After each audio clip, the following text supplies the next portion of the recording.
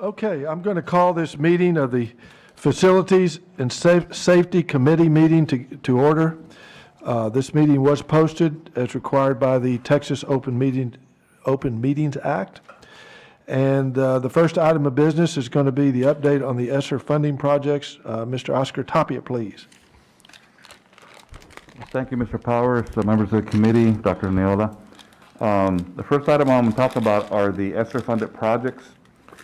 As I reported at the last meeting, the first phase that we submitted under the applications was approved for $1.6 million for air conditioning replacement work. And we awarded those projects under the buy boards, and all the work was going to be done by the contractors except for some small units at Jefferson Elementary that we did in-house. And those units did come in, and we've already installed them at Jefferson. There was 10 rooftop units. So we're waiting for the chillers to come in and these other big rooftops. Delivery dates we've gotten for the chillers is quite longer than the rooftops. Stewart Place chiller will come in May, and as well as Rodriguez. The high school orchestra units will be in April 11th. So it's a little bit further out. And then the rooftops for Austin is March, Lee Means is February, and Zavala is March as well.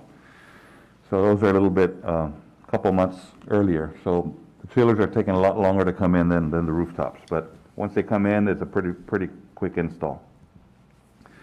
So that's where we are in the first phase, and this is all Esser funded federal money managed through the state.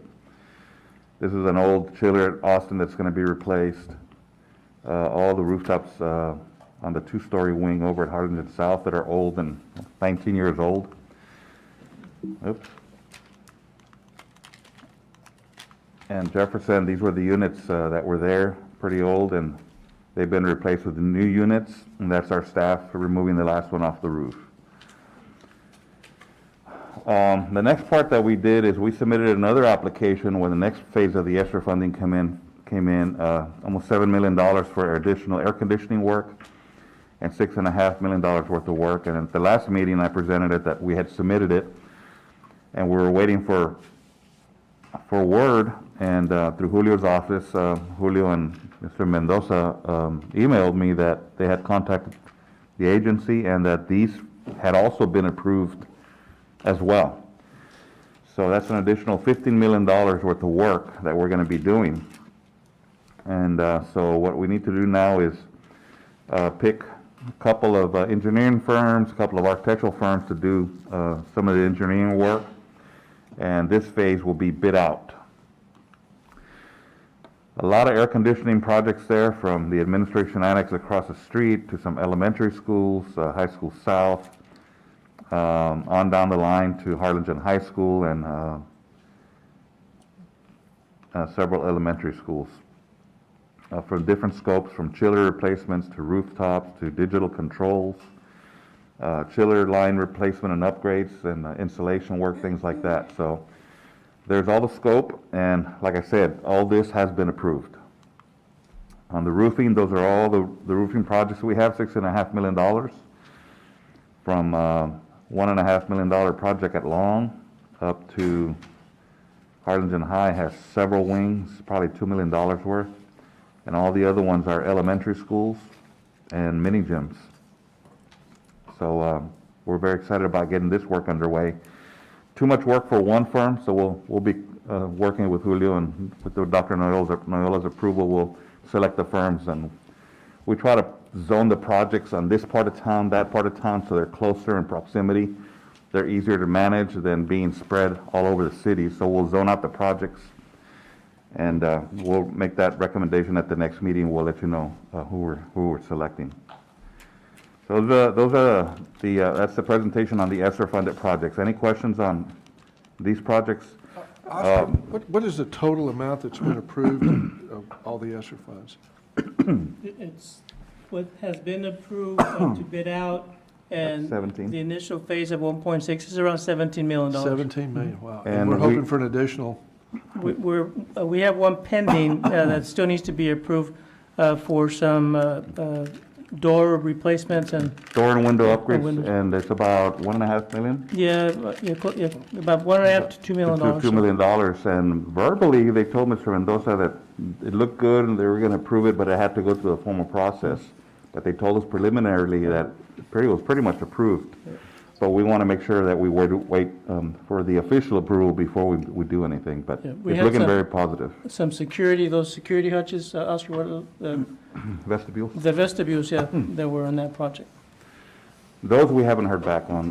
The security entry vestibules to control flow of traffic and spreading of COVID and controlling that. That one is, there's iffy, 50-50 whether they're gonna approve that one or not. If they don't approve it, then we'll resubmit some more roofing and air conditioning projects. Oscar, what a blessing, because this is $17 million worth of projects that would have taken us TRE 5-10 years to accomplish all of this. And so having 17 million approved through the Esser funding for these type of upgrades, it's just tremendous for our district. Are a lot of other school districts taking advantage of this, or? do you- Yeah, most all districts. I have one question, Mr. Chair. Could you just, from a layman's point of view for me, can you say anything about how the air conditioning units that we're replacing, do they have like the HEPA filter kind of enhancements to it, or how does that all play together? I think we've talked about it in the past, but now I'm not sure with the new units. On the first phase, I mentioned there in the bottom that these units have what they call I-Wave commercial air purifiers. It's a system that's put on the unit as the air's coming out. That helps. It's an air purification system. And it also includes a special filter that's called, I forget the term, Mansard or some kind of filter that's a lot better, works like a HEPA filter. So we'll be replacing a lot of those with the new units will come with those systems.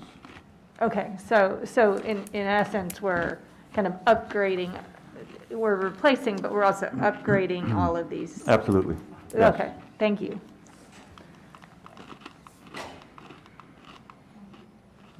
Okay, moving on to the TRE projects, which is the next item on the agenda, number 3. Quick little update on the Harlingen Collegiate High. We're just continuing to work on the punch list items. We got some concrete drives that had some cracks that they tore out, and they actually redid them during the break, so there's no traffic. Air conditioning, test and balancing work is complete. Speaker system had some issues, a couple areas that weren't working correctly. They've corrected that. And a lot of the work that was done also was the big graphics that if you went to the groundbreaking, that work wasn't complete yet. So if you pass by, you'll see the big graphic on the outside with the logo of the district and the university. It looks really, really nice. We also have the ground signs with the same logos, and at night they're lit with floodlights. And then the marquee came in. We just need to get all the software installed and the mechanisms hooked up so we can start utilizing the marquee. Inside, again, the logo on the top of the stairwell matches what's on the outside. It's also backlit at nighttime. If it's dark, the backlight will shine through. And the entrance lobby also has some graphics over the print that we put on the wall. And then the picture on the right is you can see the main light fixture center in the middle. But if you look a little bit further back, there's these 2 horizontal long black bars there. Those are the screens that are going to come down. Those have not been installed. They were installed during the break. So we just need to get the mortars operable, so when they press the button, those screens come down and they can have a big presentation. So those are some of the items that were pending, and as they've been coming in, they've been being installed. So there's still a little bit of work out there, but we work around the kids' weekends, after school, and during the breaks. Treasure Hills, we completed the work. The administration, which is the orange area, we moved the administration in there.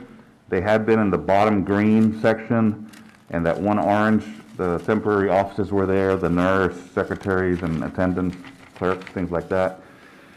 And so they moved during the break, and those rooms are back, were given back to the teachers. So there were 3 or 4 teachers that were moved out from the main building out, and he's trying to put everybody back to where they should be originally.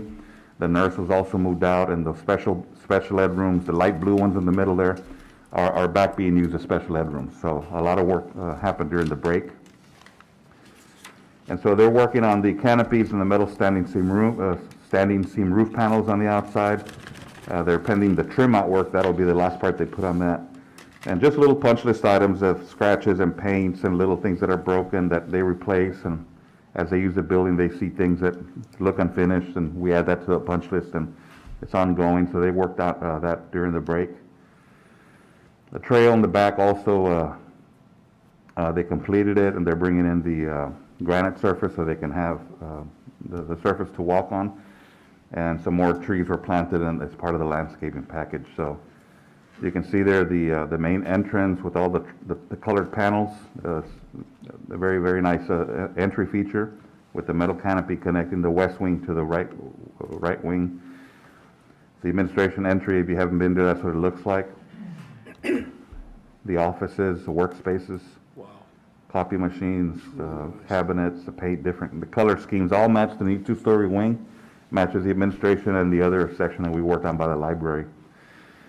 Nurse's office on the bottom, lounge on the right, and the room there in the top left is the special ed room that we gave back that was being used as to store materials, and it was kind of the office that we used to meet in.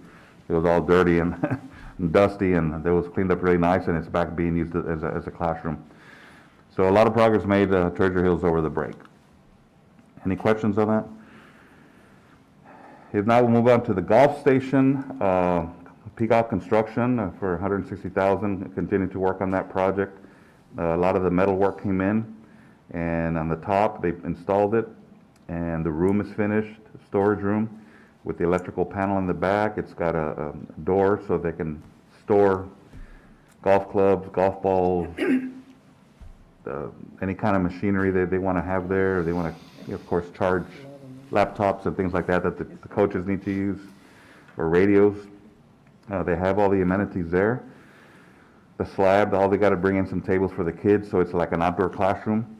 And just nearby by the baseball field, there's drinking fountains there if they need to drink, and then there's restrooms right on the other side of the parking lot. So they have everything they need here. But as they were using this, there was no place to get out of the hot sun, or if it started raining. So this is a very, very good feature to have for the golf students, right next to the putting surface. At the high schools, we demolished the greenhouses, and we got the slabs poured on both schools. On the left is the Cardinal. The old one was knocked down. We used the existing slab. It'll be cleaned up, but they poured on the side beam. When they poured the concrete, they inserted the post for the greenhouse that's going to hold the curvature structure that comes on top. The rest of the greenhouse has not come in. We had a delivery date of September, then October, now November, now December, and it still hasn't come in. But at least we got this part, but the contractor did respond to an email that this should be finished by the end of the month. So we're hoping this time that date doesn't move. So schools are very excited about the new greenhouses at both high schools. Bogus Stadium turf field replacement. I reported this at the last meeting that they were going to, that we already had the purchase order with the company, Hellas, and they're going to start demolition work January 8th, or actually the 10th, which is on a Monday, and that they plan to complete it by February 20th.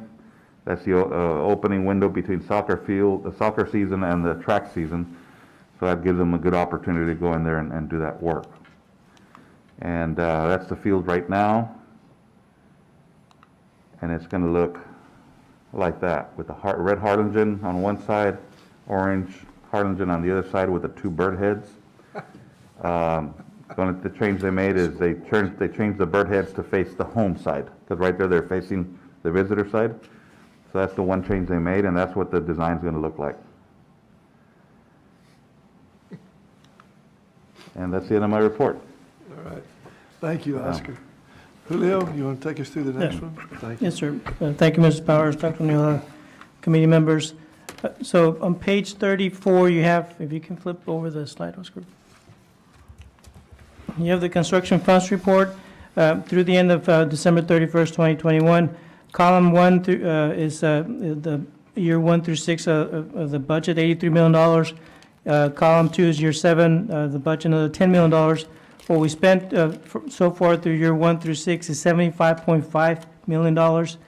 What we spent this year and committed is another $8.8 million.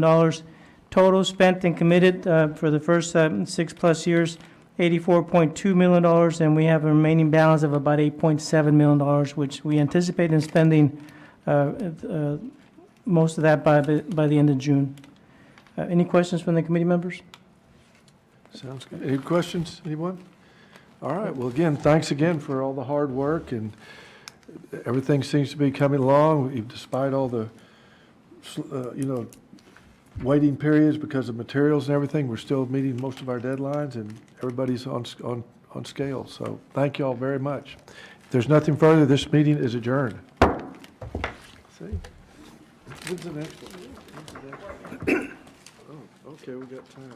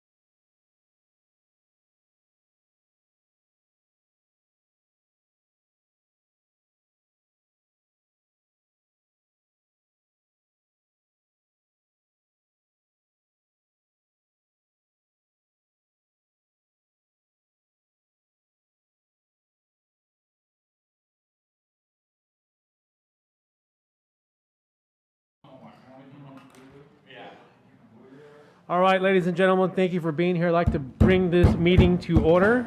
I don't have my.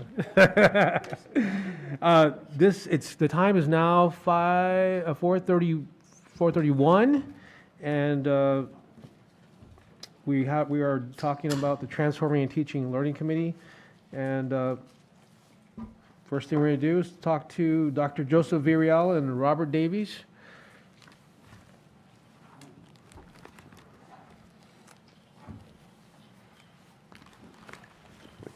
All right.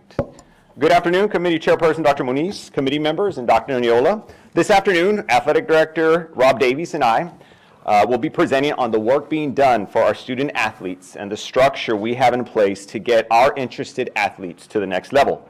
This project began at the beginning of the school year and is a true example of collaboration as the following departments came together. We have the Office of Secondary Education, Guidance and Counseling, Advanced Academics, and of course, our Athletics Office, consisting of Rob Davies, Luis Solorio, and Sandra Flynn. Our focus was to create a system of guidance and support for our student athletes who are interested in playing college sports and their families.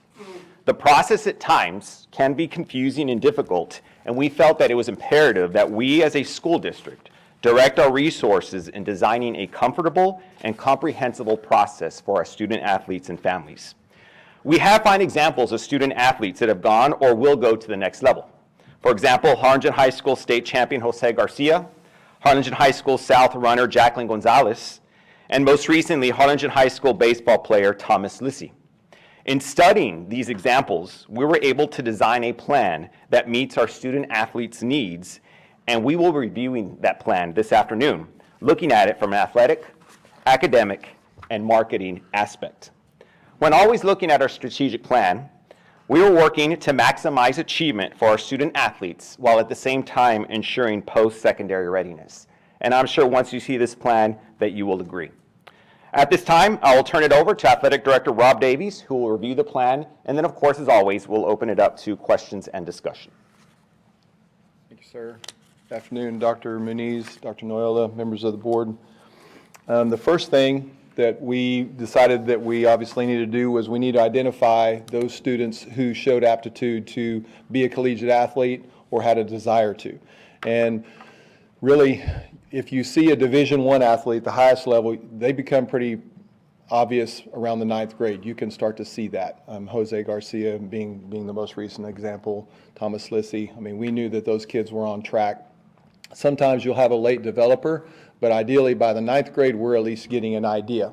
We have academic coordinators at both high schools, and the system is that the head coaches identify those kids and then they give them to the academic coordinator, and the academic coordinator and the counselor, college career counselor, will then start having those kids on the radar, is kind of basically what we say.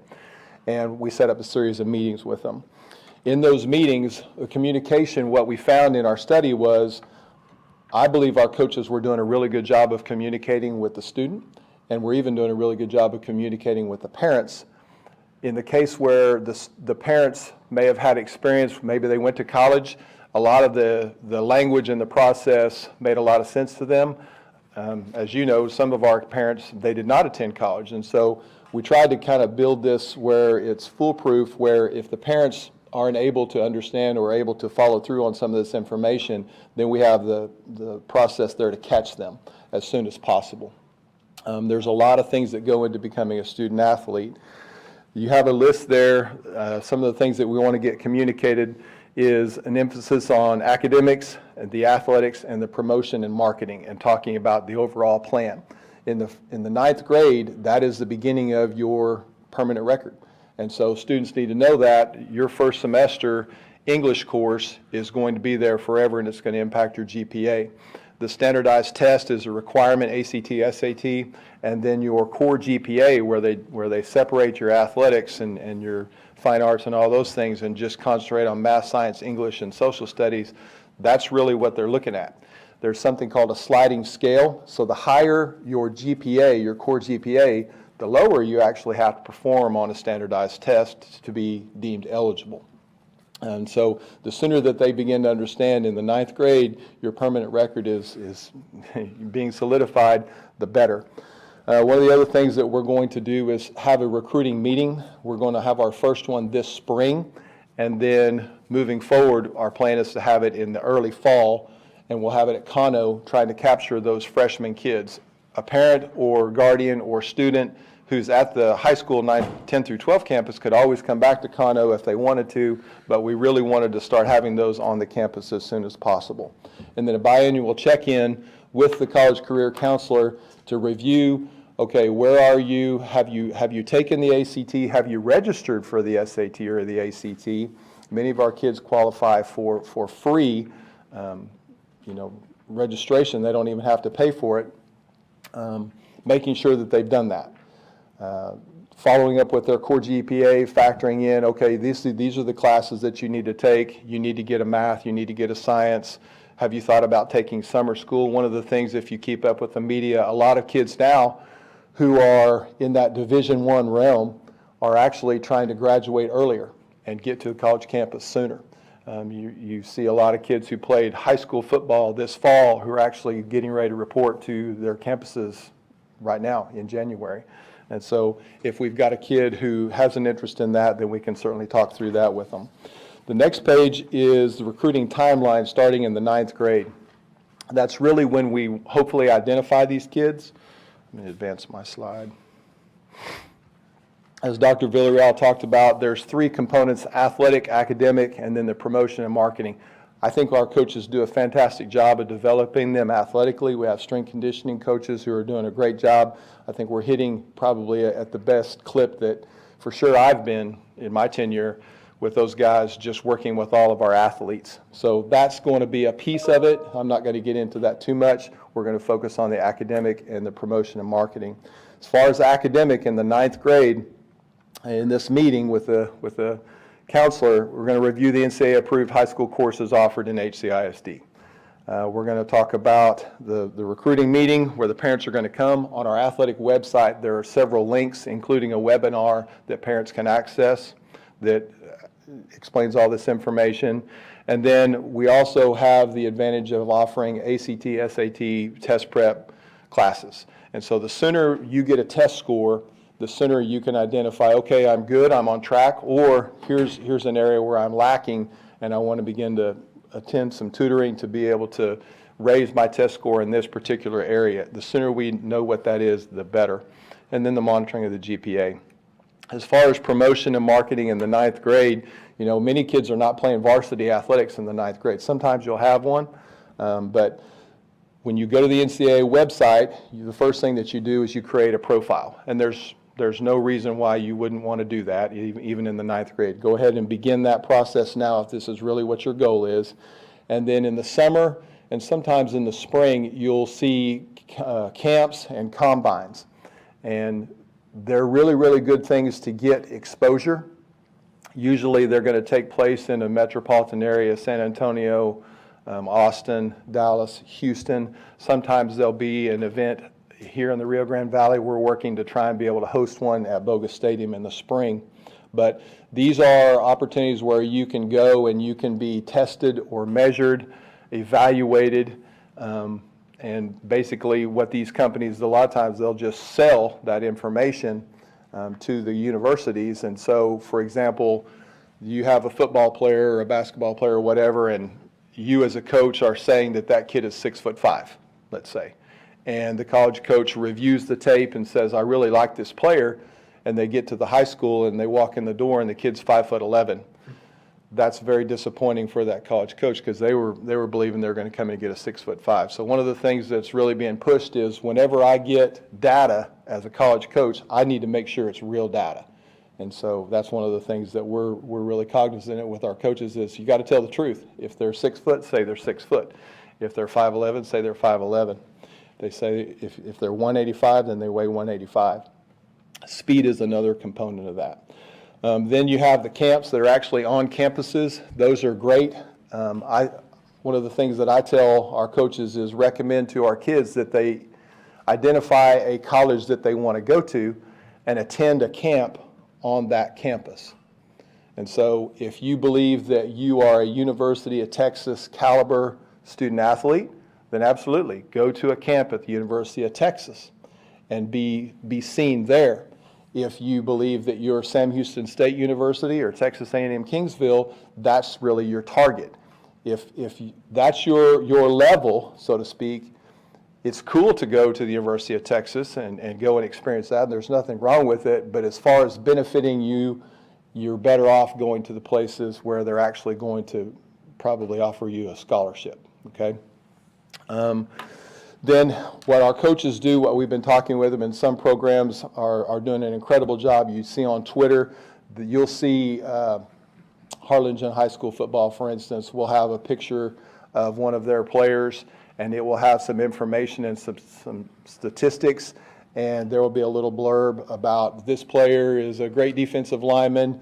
College coaches, take a look, and they send that out on Twitter.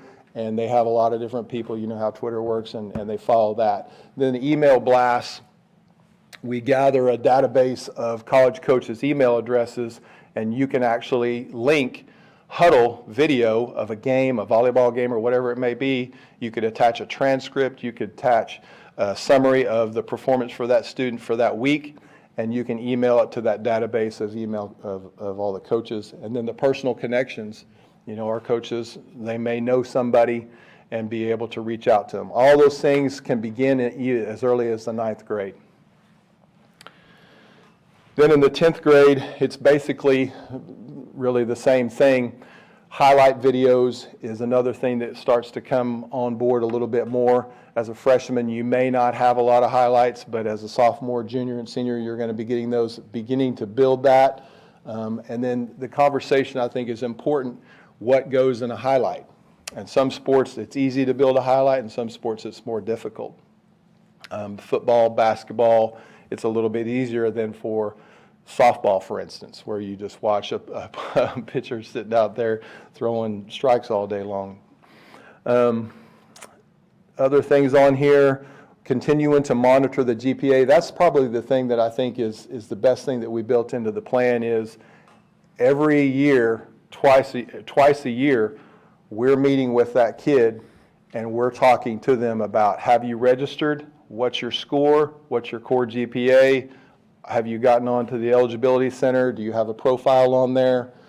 All of those things. That's probably the piece that I think that if we had any shortcomings, that's where it was at, is we were assuming that those things were happening and we were telling the kid and we were telling the parent, but there wasn't any follow through in some cases. This is the piece where now, if it's not happening, our coaches and our college career people are going to step in and actually sit down with them and get these things done. The promotion and marketing, again, it's the same as what it was as your freshman year. Then on to your junior year, and that's whenever I really think you kind of make yourself, is your junior year in your video, especially in some of the sports that you see like football and basketball and volleyball. It's really going to be in your junior year, your video off of your junior year. Getting those highlights. Some sports, the club scene is a part of that. Going and playing travel ball is a part of that. Going to tournaments in the summer with your volleyball team or with your baseball team or softball or whatever is huge. In football, it's going to be the combines. It's going to be going to those camps that are on the college campuses and being seen there.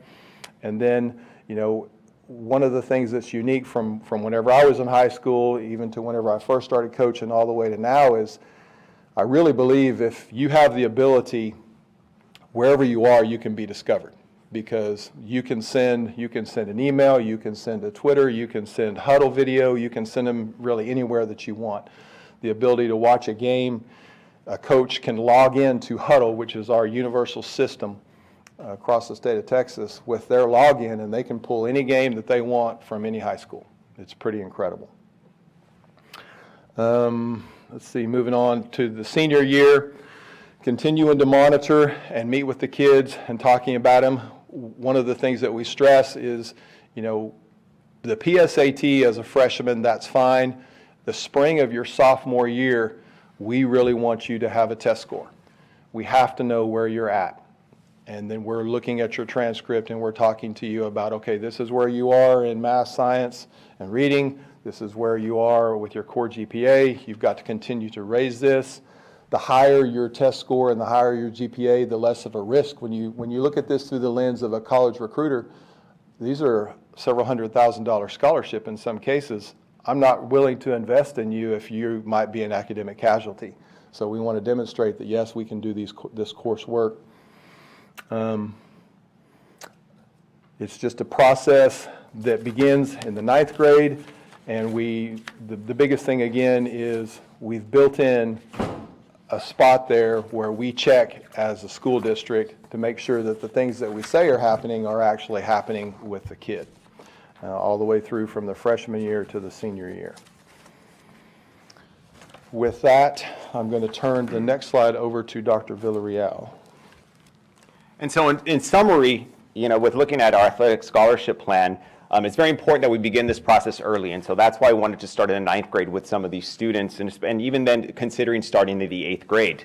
An important part of this is that internal communication. Are all of our systems communicating? Do we have communication with the coaches, academic coordinators, college advisors, counselors? They all need to be on the same page when it comes to the student athlete to ensure that they're getting the required courses, that they're taking the required tests, and that they're completing their end of the, whether it be in the huddle program or whether it be on the NCAA website. And then finally, our system of communication with our families. Like Coach Davies said, some of our families have never been through this process. So it's up to us, it's our responsibility to make sure that our system of communication is clear and concise for our parents, and that's going to start in 9th grade. And so we're very proud of the plan that we put together and the meetings that are going to be held.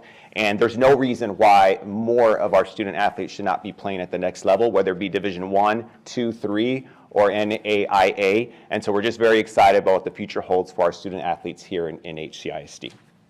And so at this time, we're open for discussion and questions. I'll have Coach Davies and Coach Lorio assist as well.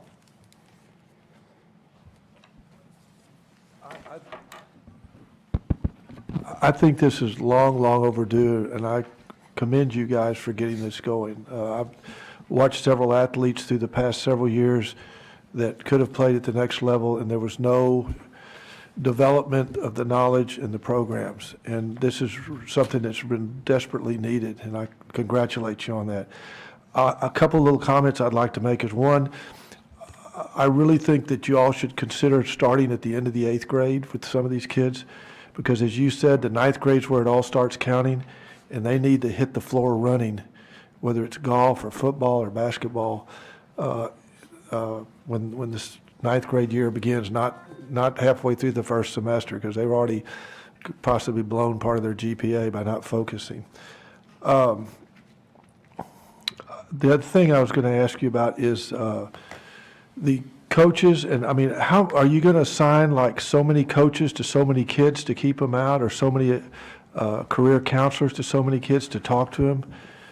And another thing is, I really believe, just having a son that played football in Harlingen and watching it pretty closely, was at the time was some pretty talented kids that he played with.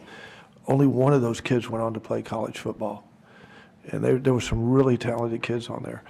And the parents, I think, are the key, just like in education in general. They're going to have to be involved to encourage these kids to make sure, because you can only hold their hand so much. And if they really want to do it, they're going to have to prepare for these SAT tests. They're going to have to focus on their grades. And I mean, I think the coaches already do a lot of mentoring, but I think that's really super. But what are you going to do with the parents? How are you going to get them involved, I guess, is one of my questions. So currently what already happens at our high schools is that every year when our students sign up for classes, there's a one-on-one meeting between the counselor, the student, and of course the parents invited, and we encourage the parents to come so that they can select their classes wisely. And taking it a step further, it's very important that we include our academic coordinator. So there's one academic coordinator at Harlingen High School and one at Harlingen High School South. And they need to be involved in that conversation. And that's what that system of communication is, to make sure that that academic coordinator is well-educated, well-versed with that student and the track that that student's on, in addition to that counselor and that college advisor. So we've created that system so that they can make sure that they're in constant communication. Is one enough, one per campus? I mean, you got a lot. You got golf, you've got basketball, football, track. I mean, you baseball, you got a lot of kids participating, and that's the girls too. So Don't the wanna way forget the that girls. we see it is it's a team effort. You have the academic coordinator, but you also have the head coaches, and then you have the college career coaches. And so those people are really working in concert with each other to make sure all this information gets disseminated out to the kid and also to the parents. I think that we were doing a decent job of that part. The thing that, what I saw in my time here was the follow-through. So we give a stack of information to a kid and to a parent, and they don't know what to do with it. Exactly. And we assume that they registered for the ACT or the SAT. And then we look up and they're into their senior year and we're like, I need your SAT score. And they're like, I haven't taken it. Well, you missed the boat. Yeah. We needed that a long time ago. And so that's probably the piece. As far as one person, I think you've got the head coach, you've got the academic coordinator, you've got the college career counselor, and then you may or may not have the parents. Between that group of people, the kids who want to do this, by checking on them twice a year, we're going to be able to touch them. I do like your feedback on starting in the 8th grade, in the spring of the 8th grade, whenever we go and enroll them, maybe even inviting them to this at Kano so that they can get an idea and get immersed in all this language. One last thing, and this is probably in a different area, and you got to be very careful with this area. But one of the things I've noticed is, you mentioned summer camps. Lots of these kids can't afford it. And I don't know how you bridge that gap, because I know funds and athletics and school districts, so you've got to be very careful. I don't know if quarterback clubs can do it or booster clubs. I don't know how you do it. There's But- legalities. But, you know, these camps cost, hell, 10 years ago, they were $50 for a day if you got a good deal. Most of them were more than that. And I don't know how you bridge that gap, if the community, the Rotary Club or somebody like that could set something up. But that's something that's important.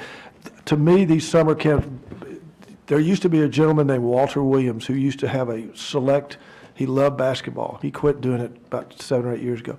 But every summer, he would take a select, it wasn't a select, whoever wanted to go. He didn't turn anybody down. And he would go to San Antonio, to Austin, to Corpus, and he'd play these basketball tournaments. That experience made those kids so much better in the regular season.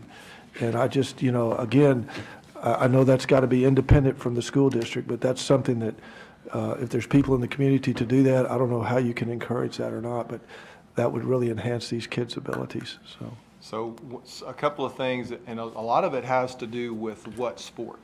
So football, for example, it's big on camps and those combines. Volleyball, I think it's big on playing in the summer on select teams. And one of the things that we did this summer, which I was really proud of our 2 volleyball coaches, is we actually put a league here in Harlingen. And there's coaches that came, college coaches that would come and watch those That's summer league fantastic. volleyball games that were here in Harlingen. And I'm sure we'll continue to do that. Our basketball coaches, we hosted a league here in Harlingen. We're not going necessarily out of the valley, but there are coaches from Kingsville and Corpus Christi who did come and watch these games. And then we have the ability to send video really anywhere that we want. That's the big thing, is the accessibility. If you can play, and we've got some kids coming up that we think are going to be scholarship athletes. If you can play, then, you know, right now all of those kids are involved in those types of things. They're involved in club volleyball, club sports, they're involved in club softball, they're involved in those types of deals. 7-on-7 this summer, we took some teams to the 7-on-7, both of our teams to the 7-on-7 state championships up in College Station. That's great exposure for them to go up there and play against all those teams. I know Coach Gonzalez's team lost to Austin Westlake, who played for the state championship and won it by, 20 points. They were in a 7-on-7 contest in College Station with those kids. Wow. So, I think we're doing some really good things. I do think that the 8th grade is something that we do need to explore in the spring, just inviting those kids and those parents to that meeting at Kano so that they can get a jump start on that. Well, again, congratulations. I think it's a great program and long overdue, and thank you so much. My friend down here is going to want to say something. I just want to agree with Greg and with you and with your committee. I think it's extraordinarily well thought out. Thank you for doing this. As Greg said, we have talked about this in this district for years.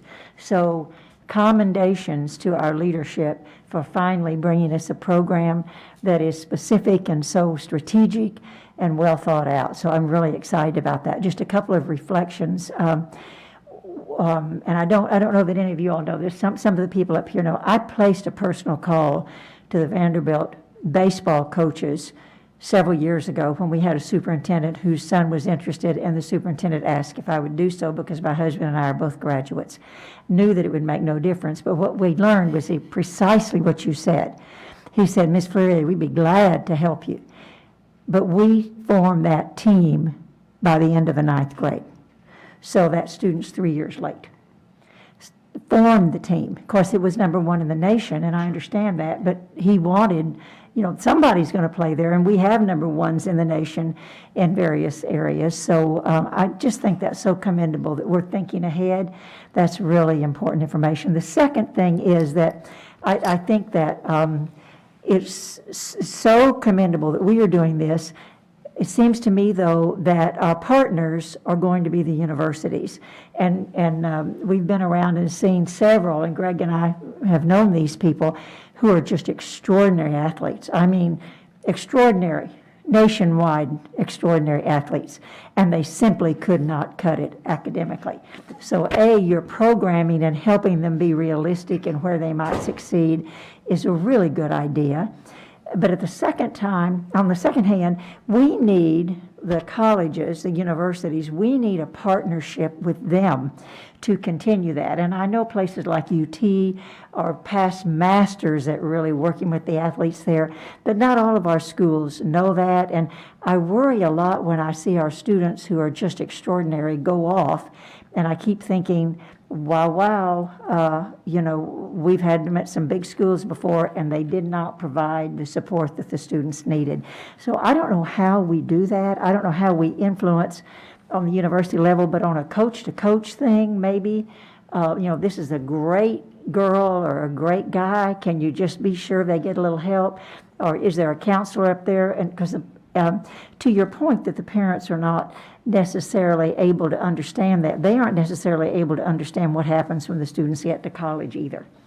And so we need, I don't know how we can do it, but we need to finesse some kind of follow-up with the colleges once we get them there. So anyway, that's my thought. That's a great insight. And so our most recent was Jose Garcia. And, I'm so proud of him. Oh, he's wonderful. One of the things that I'll share with you is, he was the 100-meter state champion. He had opportunities to go to a lot of different places. And as Coach Ambrose, myself, the parents, even Dr. Noyola, as we were having conversations, we need to find a great fit.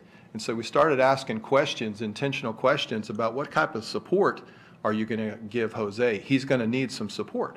He can certainly do it. He has tremendous work ethic, but you can't just turn him loose and expect him to perform. He's going to have some support early on. And that's really what led to his decision to go to UTSA. It was in close proximity, where if he needed to get home or we needed to get to him, we could, but it was far enough where he needed to be on his own.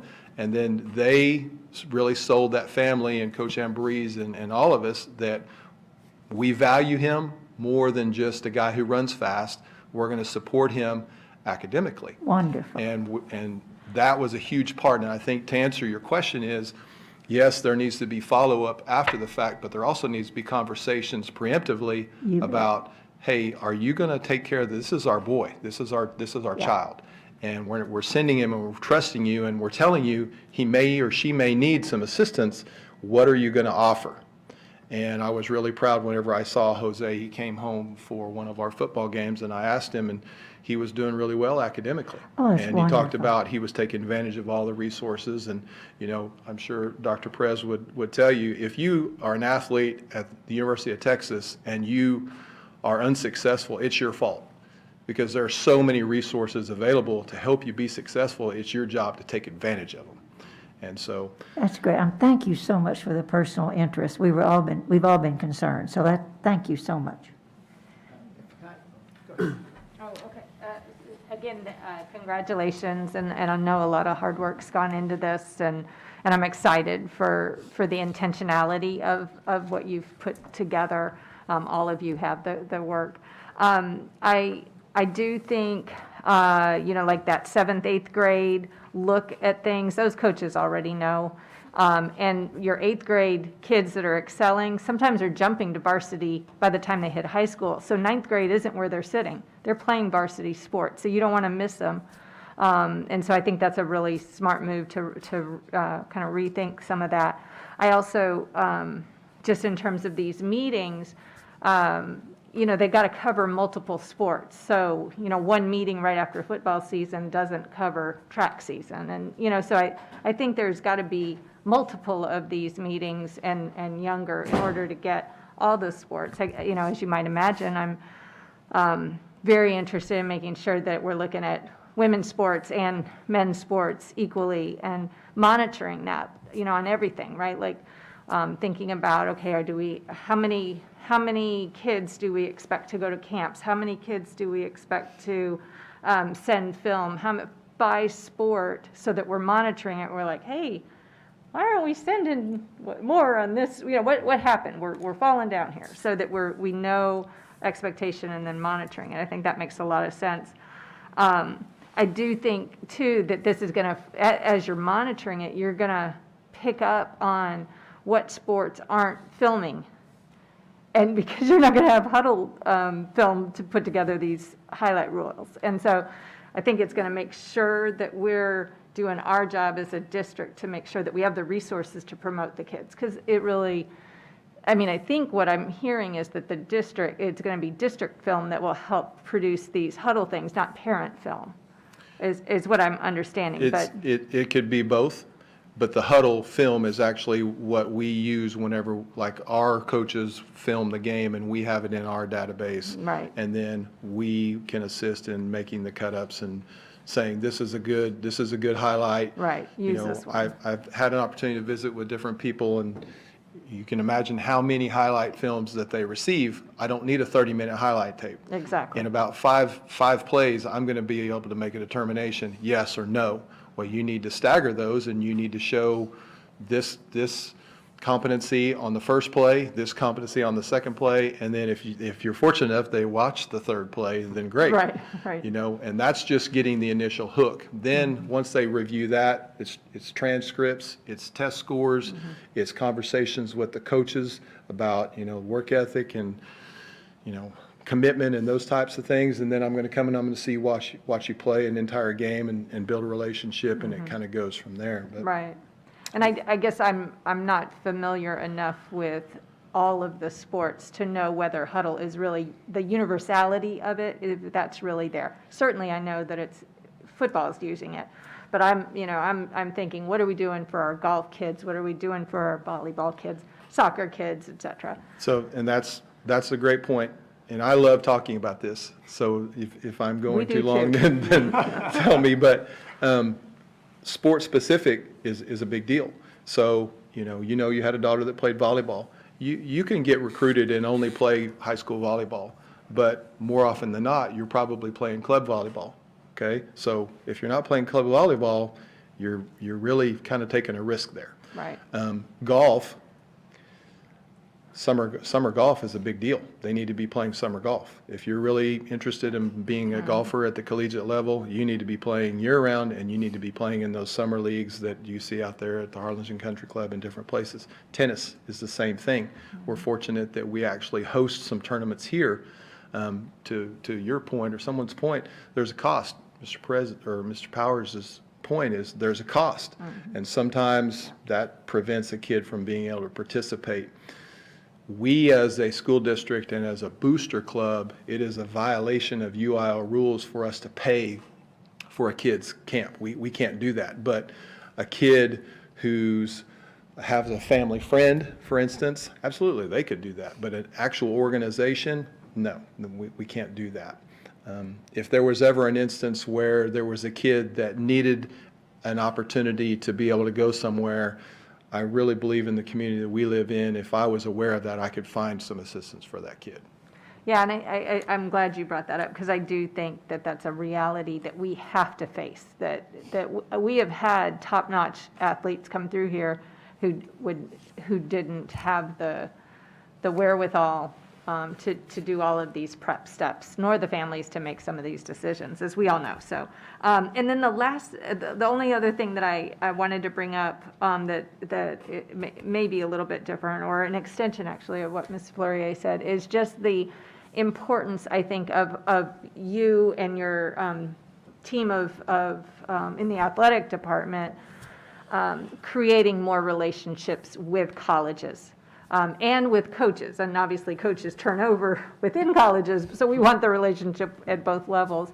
But we need them to know that we're on the, that we have this program, that we have kids, that we have resources. And that's not a parent thing. That's a district thing. We have to own that and be super proactive about that so that we get on the map. So I think there's got to be ways that we can do that, and with the same kind of intentionality that you put into the rest of the plan. Relationships are a big deal. Yeah. And relationships are built on trust. And, going out there, and whenever we have a kid making a phone call and telling someone, and then that kid really being what we said they were. Right. That's a big part of that. And then the last thing that I wanted to say is, I don't know how familiar everyone is, but you have Division I, FBS, you have FCS, you have NCAA Division II, you have NAIA, you have junior college. There are a lot of levels. And one of the things that I always said whenever I was coaching, and I would tell anyone today, if you really want to play, there's a level for you to play. If you have a love for the sport, you don't even have to necessarily have been a starter. I didn't say you were going to get in the game a whole lot, but there's a place for you to go and be a collegiate athlete if that's what you really want to do. And that's the message that I hope our coaches really push. Everyone wants the full scholarship where they pay for everything, but if you just want to go play, there's opportunities for you to go and do that. And we want to make sure wherever you fall in that range, if this is what you want to go and do, we're going to help you get there. Sir? Thank you. Great comments so far, and I just want to put a plug in. Thank you all for doing this, and I really think that this is, like was mentioned previously, this is a long time coming, and I know we're going to do great here in Harlingen, do it the right way. But I just want to make sure, and this is not as much for you guys as to maybe for Dr. Noyola and the other senior team that's here, is I want to make sure that whatever we do for our athletic programs and sort of embedding this culture of, preparing to go to college and preparing to do well academically and doing all the things to even get a chance to get someone to look at you, all those kind of things. I don't want to leave it to chance for the other UIL activities, whether it's conservatory or other UIL, folks in the, speech drama debate or any other UIL kind of deals. Like, those kind of coaches should be out there, and the academic counselors and the principals and we should be doing that for them too. Not assume that they're speech kids, they're fine. Like, no, you can't assume that. And the same thing is true for all our students really. So I think that if anything, we need to embed this type of intentionality, to use the word again, and purposeful sort of just planning in terms of getting kids ready that, hey, you're going to go professional in something. You need to choose what it is, and we're going to help you get there, right? And so I think that y'all are going to do it right, and I hope, Coach, that I know that y'all will hopefully set that bar real high to where we're doing this for all kids, and we're doing this for all kids in all UIL activities, and not just the kids that are playing all these sports, which is fine. I love that we're doing it for them as well. But I just want to make sure that we're doing that.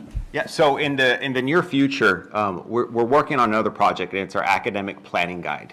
And it was, prompted by Dr. Noyola wanting us to create a comprehensive plan for our campuses, but also for our students and families that explain the college and career process beginning in elementary all the way to senior year. Within that plan is this plan, but as well as a plan for the arts, for music, for dance, for speech, drama, debate, and then students as a whole. So it's divided up by grade level as what we offer, what we're going to do for you by grade level. So in the very near future, at one of these committee meetings, we'll be presenting that plan, and I think you'll see some of what you're talking about in that plan. We're still trying to perfect it.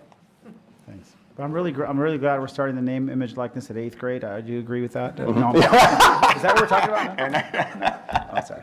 Good old NIL. On that profile, you updated the end of each year or at the beginning of each year? in, each year, after each season. And it would change. Great job. I have just a quick comment.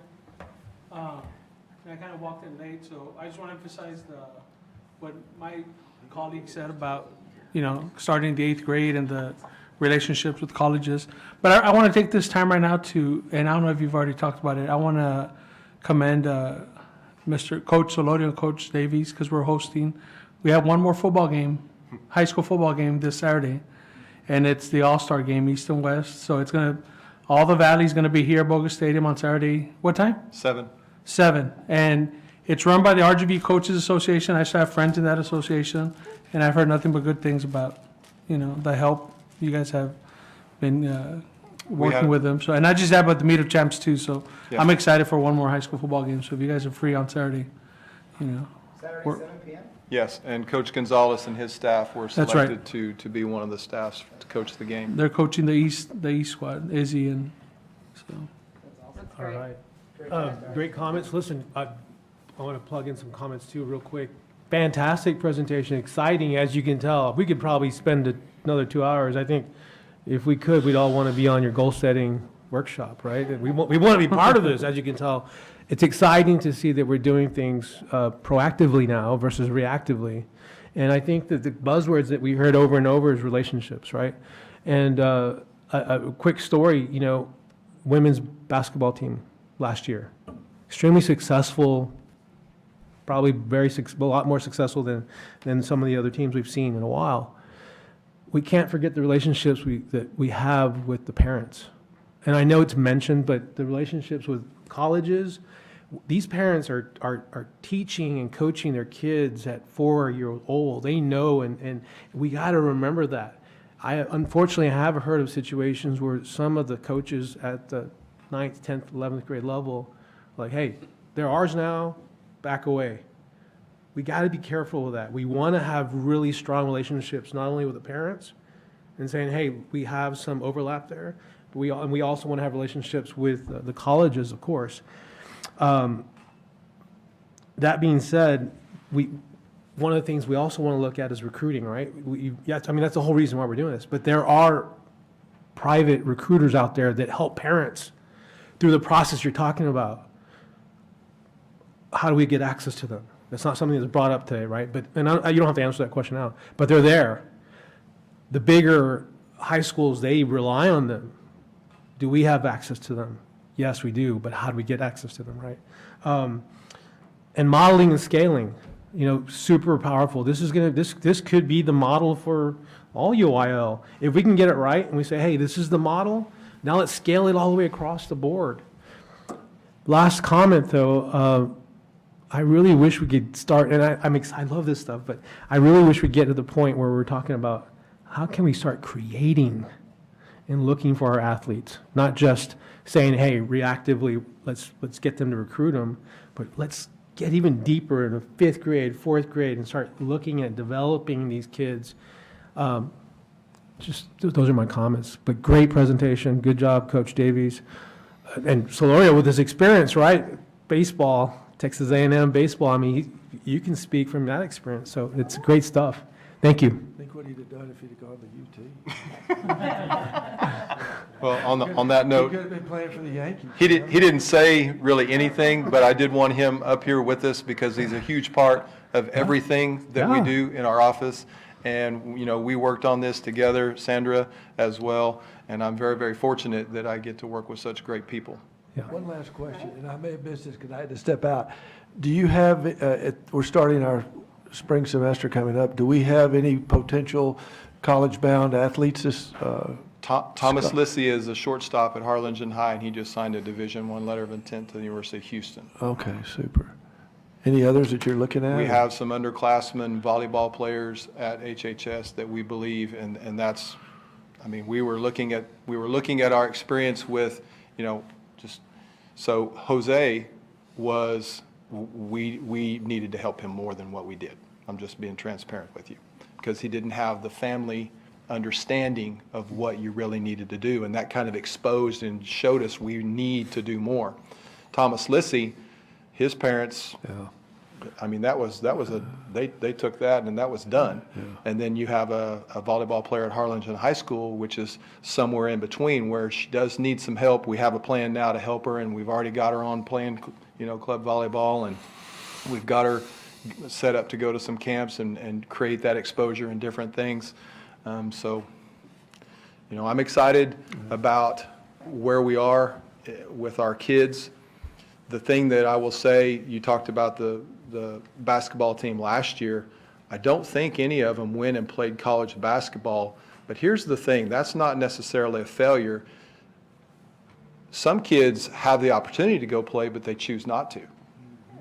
And I would say that was the case with some of those kids on that basketball team. The level of commitment that it takes to be a collegiate athlete, it's not for everybody. High school athletics is great. Now I want to go be a student, I want to focus, and I want to play intramurals. The opportunity to go play at Southwestern University in Georgetown, which is a Division III, or Trinity University, those are unbelievable academic institutions. That's a great opportunity. You get a scholarship, but it's based on your academics. They don't provide an athletic scholarship. The only ones that really do are the NCAA schools. And last comment, if I can. Sorry, I know we're late, but that's exactly, you have all that knowledge and it's in your head. We need to be able to put it on a spreadsheet so that we can share it with the parents. I mean, I'm learning from you right now. Like, I'm taking notes in my head, what do I got to do for my kids? And we need to be able to share the success leaves clues. You know what success is. We need to be able to share it with all of our parents. We'll Thank make you. sure to put it on the calendar when that meeting in February. Yeah, that's awesome. Thank you, Coach. Thank you. Thank you. Thank you.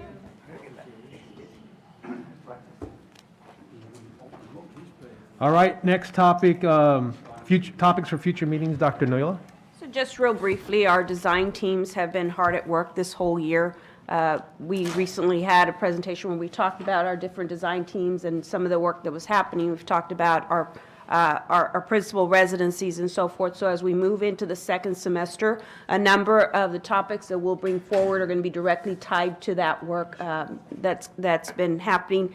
The other item that we also will bring forward is an update on our IB program. We anticipate that, our hope is that Vernon, by the end of this spring, will be authorized. And so we'll be bringing forward an update on that one, just to let you all know where we are with that work and what we anticipate. Great. All right, thank you very much. This meeting is adjourned. Wow.